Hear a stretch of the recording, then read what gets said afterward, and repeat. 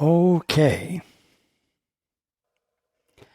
Tonight, we will not be going into the book. And so before we begin, let's take a few moments to be quiet together.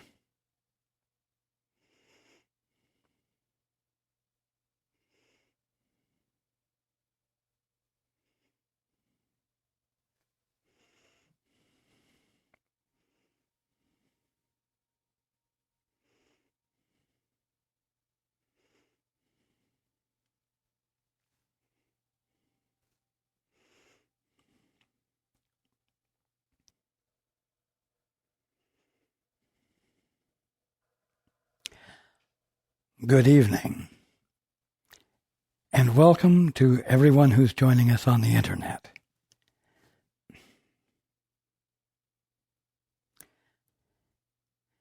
How many of you had a difficult week since we last met together? How many listened to what I had to say last time and experienced extreme clarity,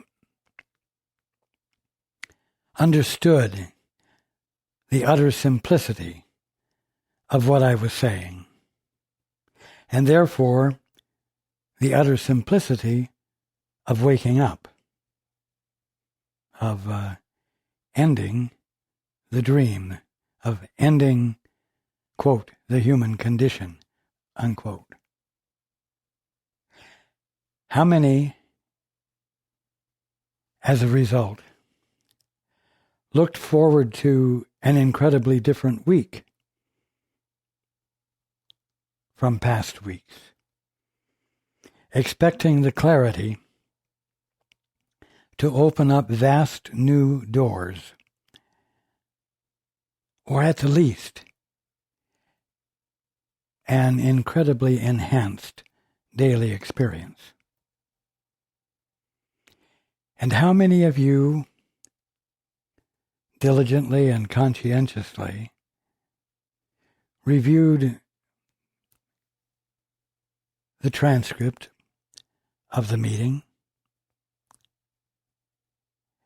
and did your utmost to bring the principles into play during your day, and found yourself thwarted, found things not transforming, we'll say, positively? How many of you found that the situations actually seemed to get worse? Well, it's not because your clarity was flawed. It was not because you misunderstood what you had heard, but rather it's something called inertia. You know what inertia is. Inertia is the tendency of a body in motion to continue in that motion, and you experience it when you're riding in the passenger seat of a car, and the car is moving straight forward. Your body is a body in motion, moving straight forward. But if the driver goes around a curve to the left, you find yourself pressed against the right-hand door of the car. And the reason is that your body is continuing to move straight forward, and the car, moving left, is getting in the way. And so you feel yourself pressed into the door of the car. Simple. Easy to understand. Now, where has the inertia come into play as you have been really, truly endeavoring to practice the two-step and engage in the holy instant, and experiencing guidance, hearing or feeling the impulse or the direction to act in. Well, the inertia is and always will be your thinking.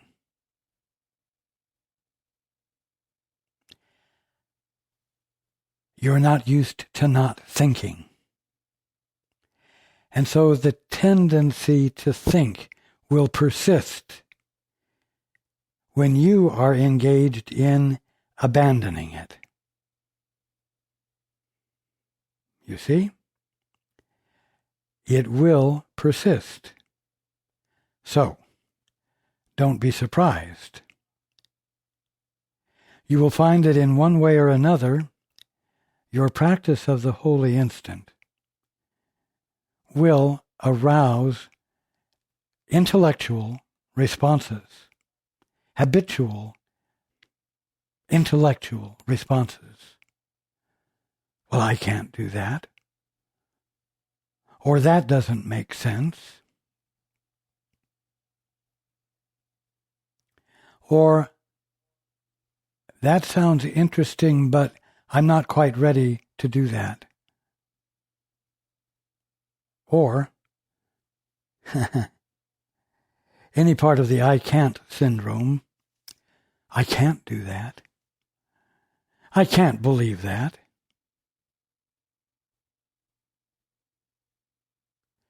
I can't see how that would be helpful in the slightest. And you introduce thinking instead of paying attention to the guidance, which is clearly presenting itself, and then listening to guidance as it is presenting itself, and then listening to guidance as it is presenting itself, and not once engaging in speculative thoughts, doubts, intelligent concerns.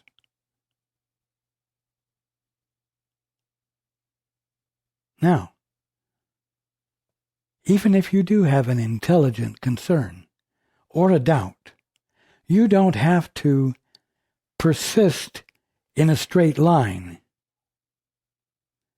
You can bring that concern or doubt to your guidance. I don't see how this can happen. I can't do that. Tell me the truth about it. I want to know why I can do it. I want to know, since you see that this is an appropriate step to take, how that step is to be accomplished, because you must be able to see it.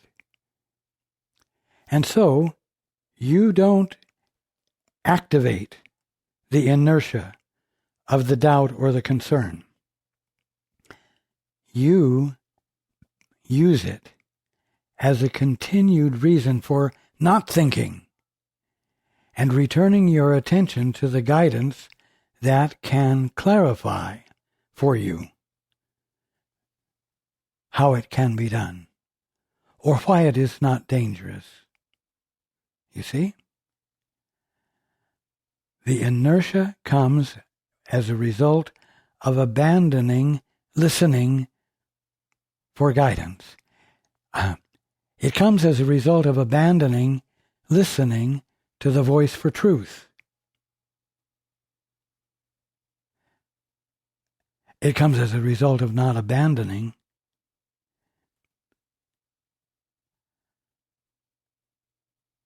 your intent to connect with that which is nothing more than your right mind, the Holy Spirit. Now,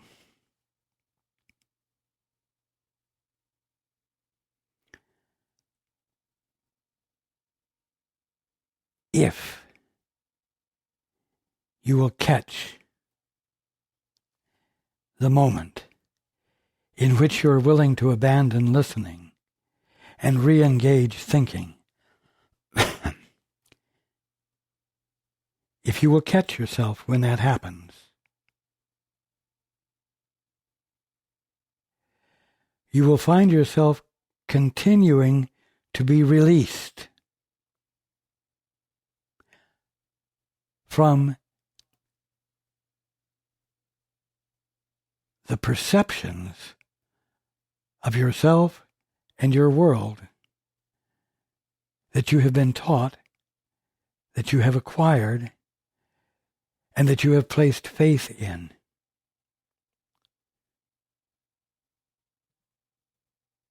Now,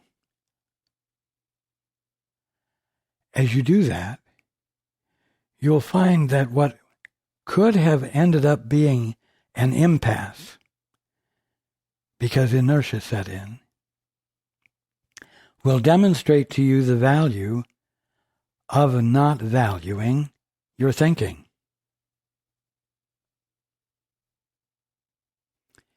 And then it will be easier the next time inertia sets in to abandon the inertia.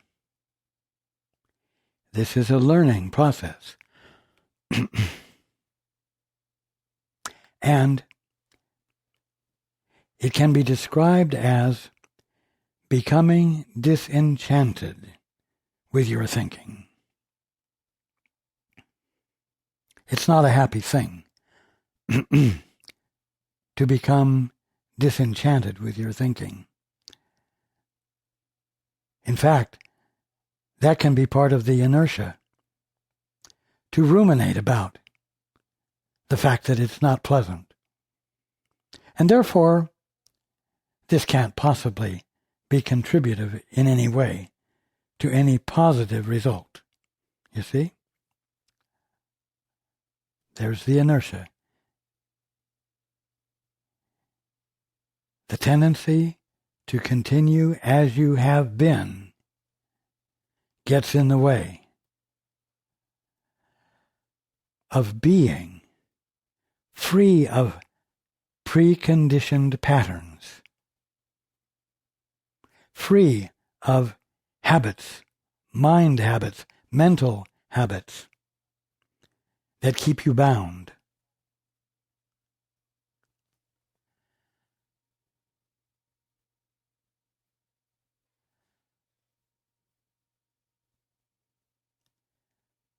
Thinking is always based upon the past.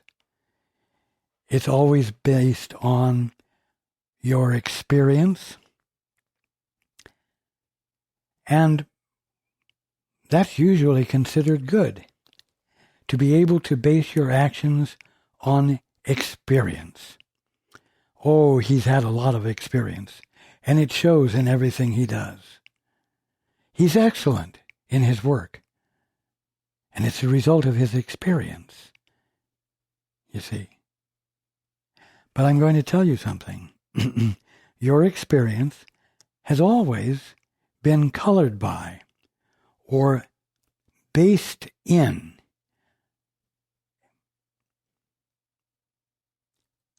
learning that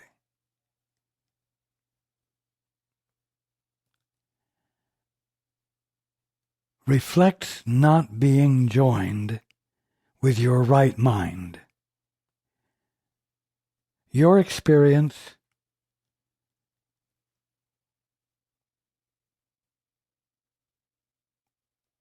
in the world, in life as it's generally perceived,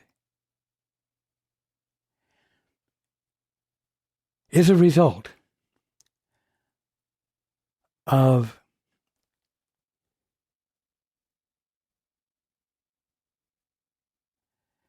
being conscious of events without realizing that they have a connection with God, with a prime mover of pure intelligence.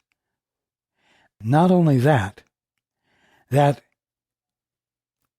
prime mover acts always in the now, and therefore the experience is always brand new and never based upon the past. Without that conscious awareness, the reality of what one is experiencing is lost. And what one is left with is illusion, is memory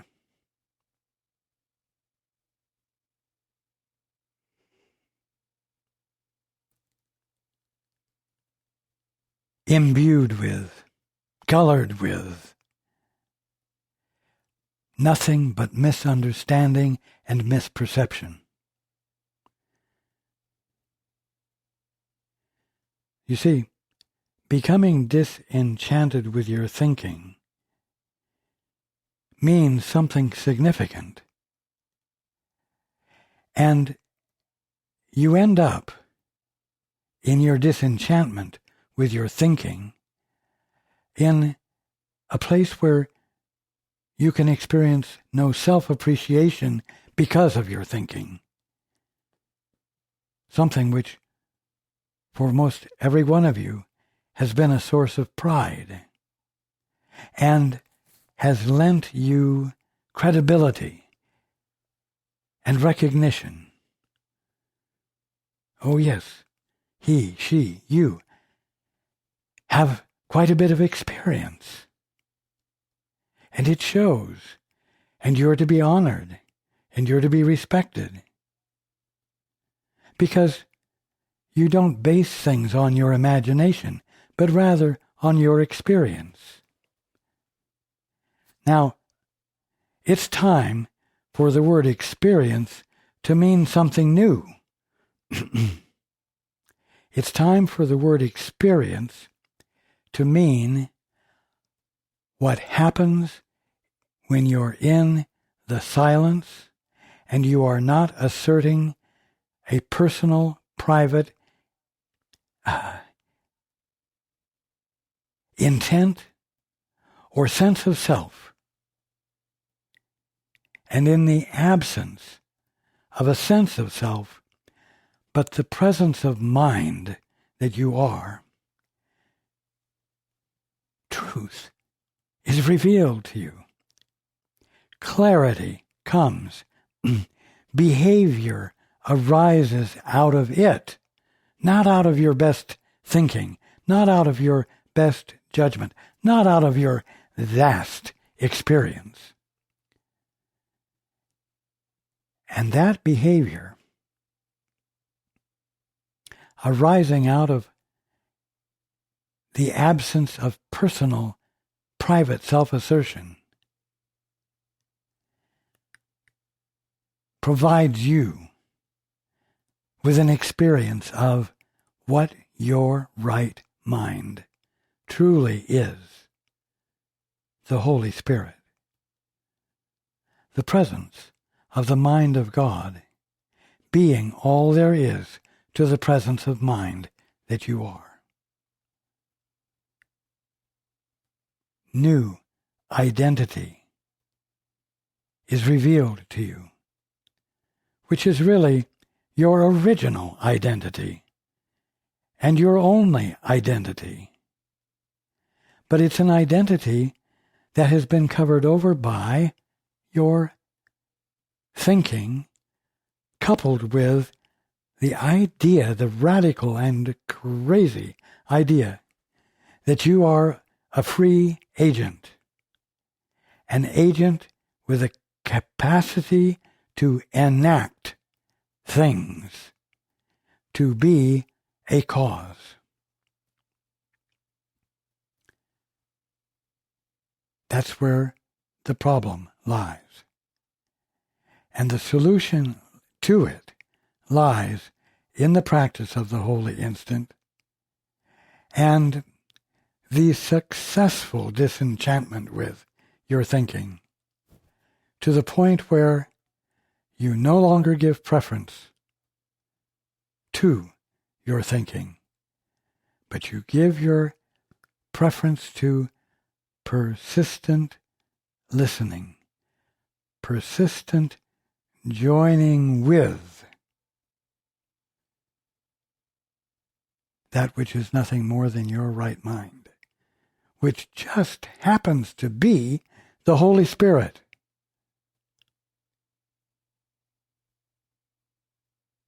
You see?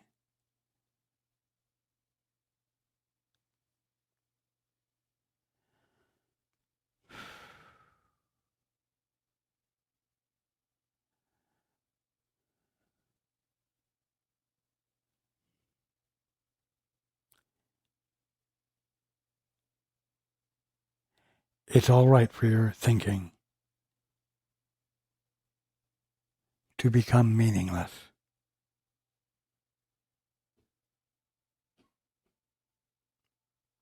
It's all right for you not to know the answer. It's all right not to have the foggiest idea of what to do. If, in the absence of a foggy idea, you are consciously paying attention with curiosity to know what the truth is that you're not presently aware of and which isn't presently defined by your best or worst thinking.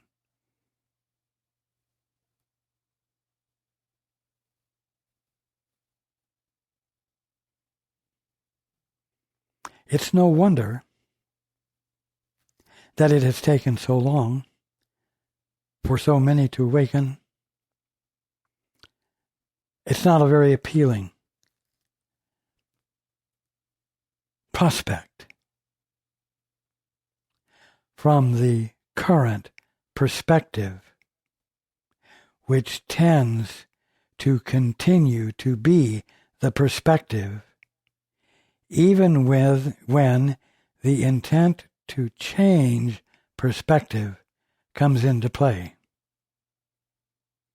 Because when the changed perspective occurs, you experience resistance to it because you tend to not abandon your current habits. That's the only reason. You tend to resist abandoning your current habits, your current mindsets, your current mutual agreements, and the promises from everyone that if you agree to this or that or the other thing, they will provide you with some goodies, some appreciation, some recognition, some acknowledgement of your worth. You see, you have to let go of those things in order for inertia not to prevail.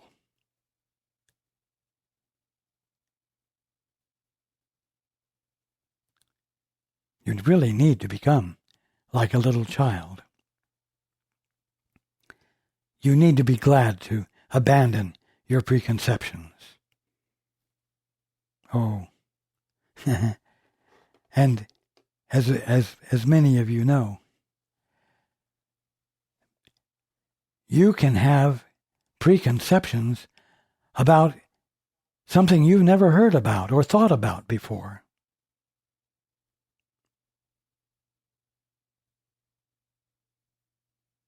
You begin to open up to spiritual things. You begin to open up to the Bible, A Course in Miracles. Inner, honest, inquiry of that which is outside the box. And you find out that healing, that you can expect healing, and you pursue it, and you experience healing, except that it seems to be gradual. And it doesn't take very long for you to discover that you have a concept about that. Well, if this is truly spiritual healing, it's not going to take a while. If it's truly spiritual healing, if God has anything to do with it, it's going to be instantaneous. Now, where did that come from? How is it that you have this concept when the genuine idea of being able to experience healing was something you never thought about before?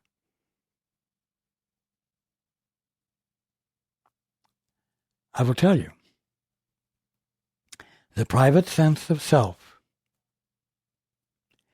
protects what it calls its integrity, keeps its boundaries clear by virtue of having concepts. Concepts provide the structure to what we'll call your ego. And because the ego is nothing more than a defense mechanism, concepts are the tools that the ego uses to protect itself, and it has the capacity to provide opinions about something that you've only just discovered. It is as though the opinion has been waiting in secret for the opportunity to present itself, even though it hasn't. You see? It can be tricky, it can be sticky, it can seem to be complicated. But only if you're willing to be affected by inertia. Only if you are insistent upon continuing to practice thinking based upon the past, thinking based upon perceptions arrived at through nothing more than ignorance. Perceptions arrived at only in the absence of a conscious connection with one's source, one's true source. And therefore, without the conscious awareness of your own divinity, that is, and always has been, outside of the box. Inertia keeps you in the box. It's that simple. What gets you out of the box, what gets you out of inertia, is to listen for guidance, desire of the Father or the Holy Spirit to know what the God's honest truth is, what the truth is from the Father's perspective of His perfect creation, and to listen for it and let it in. And then, no matter what form inertia takes to distract you and to get you to think about it, or to think against it, or whatever, continue to ask, Father, Holy Spirit, what is the truth here? Father, I'm experiencing a doubt. What is the truth that eradicates the doubt. I don't want to magnify the doubt. I don't want to emphasize the inertia. Father, what is the truth that negates the inertia?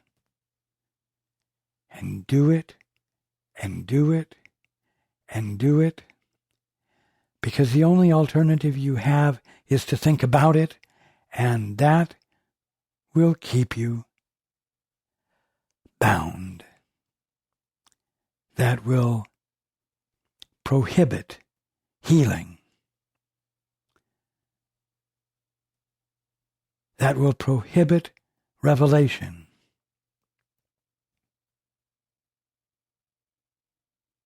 If things seem to get worse, ask, Father, what is the truth that invalidates, proves to be unreal, the worsening of the situation? Don't ask the Father what's causing the worsening of the situation. Always your inquiry in the holy instant has to do with your wishing to abandon your perspective in favor of the Father's perspective about whatever it is you're confused. Remember, the only thing going on is reality. The only thing going on is the kingdom of heaven. And if you're seeing anything different from that, you're seeing a misperception.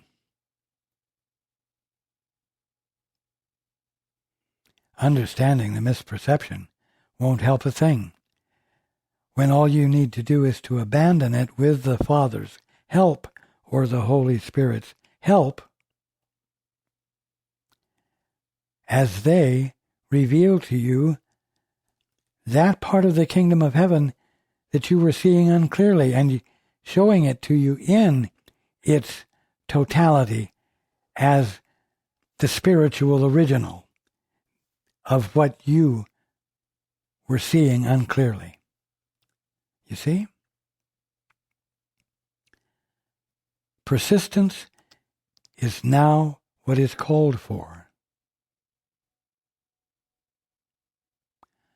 Don't be taken in by the experience of inertia.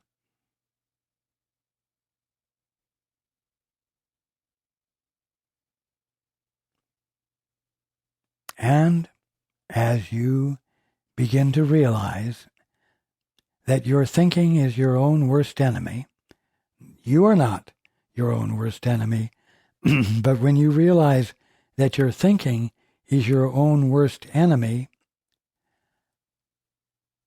well, if you want to be sad about it, go ahead and be sad about it, but just for a moment. It accomplishes nothing. And then abandon the sadness and get on with the joy of clarity. You see?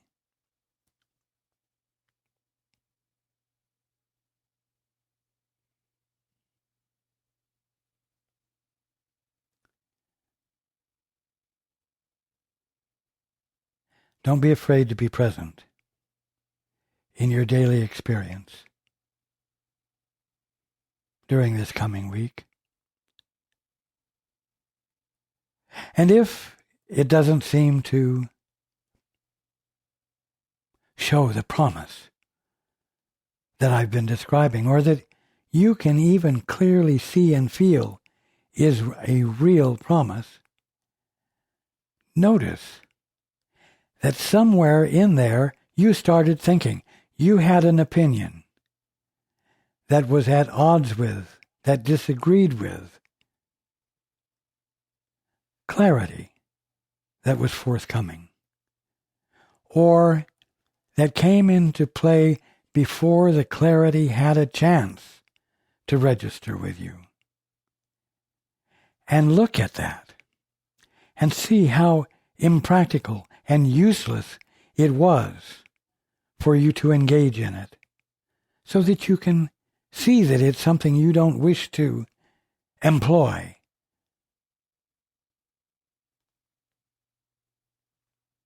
And you will let go of it spontaneously. Just realize what the culprit is. The culprit isn't that what I've been telling you isn't true and doesn't work. The culprit is that inertia, the tendency to remain with your current mindset and perspective, blocks the influx of the experience that will prove the thinking false and make it obviously unattractive and worthless. When that happens, you don't even have to throw it out. It will fall away from you because you will find no interest in it and you will not value it in any way. And nothing stays in your experience that you find valueless. That's a promise. That's a fact.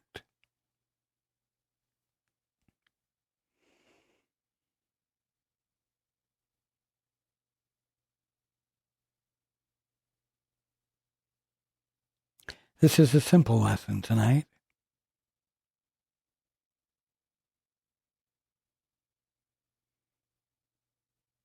But a very significant lesson. It's very single-pointed, and I'm going to leave it that way so that there's no chance to become befuddled about it. It's your birthright to be awake. You are already the Holy Son or daughter of God.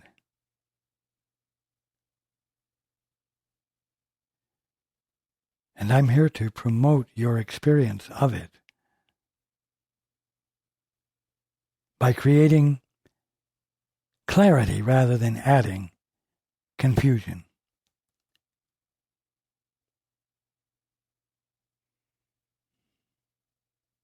I love you very much. And I look forward to being with you next time.